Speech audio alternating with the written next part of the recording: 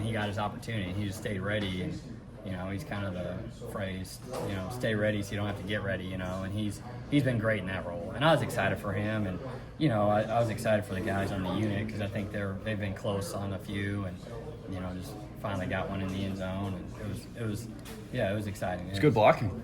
Yeah, those guys train. They do a good. They play hard. That's the thing.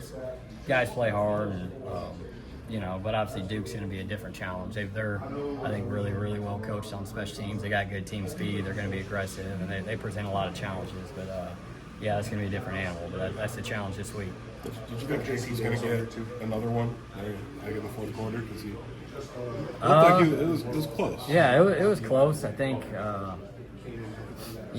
one block away maybe, but he ended up cutting back and shoestring tackled. Yeah, it was close. So it was I was excited for him, and I was excited for the unit on that. So this with Tanner, I think sort of Brett mentioned yesterday, is like it felt like overtaxed him a little bit last year because he never left the field. Just what can maybe a little less of Tanner actually maybe mean more? Yeah, Tanner? well, exactly that. You get him in and he's fresh all the time, and other guys can take off some of the load. I think we got more depth in the room that'll help. And the one thing about Tanner though is he does have a high gas tank, and he can go. He doesn't get tired very quickly. Like he can, and he's gonna play 82 just as hard as he'll play one. That's a rare quality. Now hopefully he doesn't have to play 82 plays in a game, but he'll that is good. Getting other guys in the game, it keeps more guys involved, and it's gonna help him stay fresh. I asked Barry this yesterday. When you're building your tight end room, do you like to have guys with different skill sets and maybe different body types, or are you kind of a cookie cutter type of? Is that a cookie cutter type of position? No, I think you're always trying to get the best player.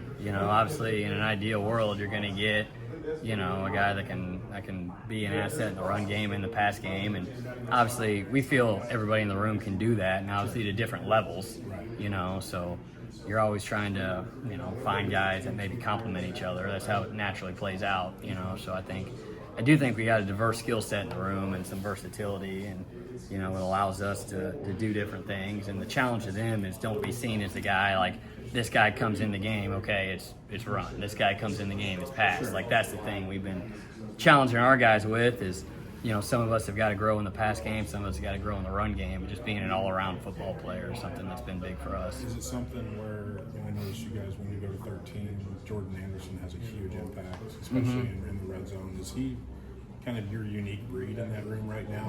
Yeah. Like he does things that other guys in the room just right now just can't do. Well, Jordan's because he has that tailback background. Yeah, too. he's how are you going to call him as a defense? You're going to call him a running back, or you're going to call him a tight end? It's hard. And he's got carries in games, and he's had receptions, and he can kick out the point of attack, and he's a tough kid, and there's a lot of things he can do, and it just makes it hard for a defense to know where he's at. And Jordan can line up anywhere. He could be in a receiver spot, he could be in the backfield, he could be in a wing spot as an attached tight end, he could be the running back. Like it's a lot of different things you gotta prepare for with him in the game, which is great. It's great for us. What'd you see from Cole Rusk? He was targeted a few times, but I don't think he hauled in a catch. So Cole keeps getting better and better. I thought he looked good.